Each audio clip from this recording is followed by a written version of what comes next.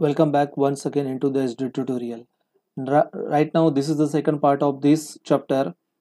Now, here in the second part, we will be going to discuss the interfacing with the push button switch.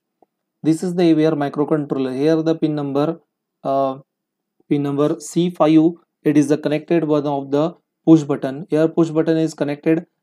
Power supply is 5 volt is connected to the directly push button. When the push button is the press, 5 volt it will be going to the switch. Otherwise it is the active low. So this type of the switch is known as push down. Pull up mode is in there in the push button. Similar way, here directly 5 volt it will be going to the controller, and when the push button is the press, and then it is at the microcontroller input we can getting the logic 0. At the first one stage it is a continuously one logic is provided, and when the push button is connected it will be going to the 0. तर या ठिकाणी हे 0 होणार आहे. याला तुम्ही pull up टाईपचं switch म्हणतात. तर विद्यार्थी मित्रांनो, या ठिकाणी तुम्हाला काय करायचं आहे, एक पुश बटन तुम्हाला इंटरफेस करायचं आहे. तुम्हाला प्रश्न असा येईल, to interface the push button and when the push button is the press, the buzzer it will be going to the on. तर विद्यार्थी मित्रांनो, हे आपण असं प्रॅक्टिकल ऑलरेडी आपण केलेलं आहे.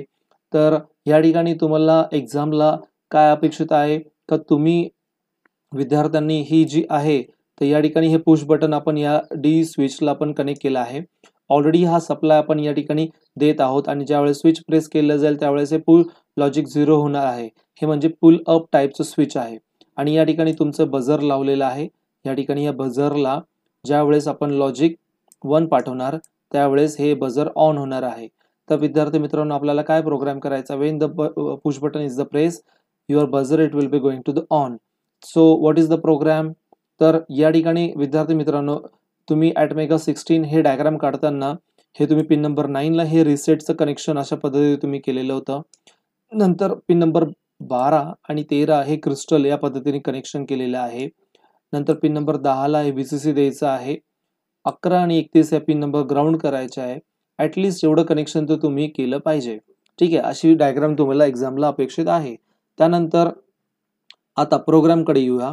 प्रोग्रामकडे येताना सगळ्यात पहिले आपण AVR चे all the library file it will be going to the include #avr.io.h.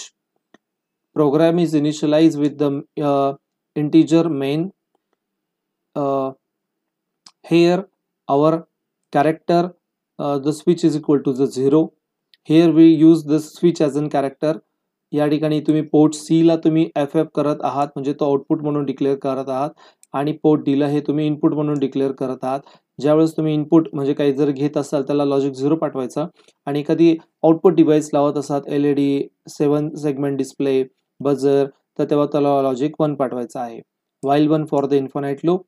Switch is equal to the pin input is in there. Now switch is multiply with the switch, whatever the data come from the T port, it will be multiply with the 0001.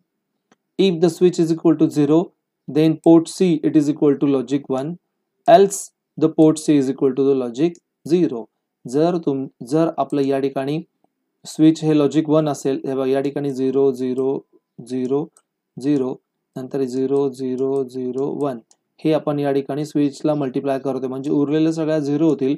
जर आपली pin जी आपल्या या ठिकाणी तुम्ही लावलेली आहे D0 ची pin जी आहे ती जर लॉजिक 1 होत असेल, तर आपण काय करणार आहोत, आपला बझर ऑन करणार आहे.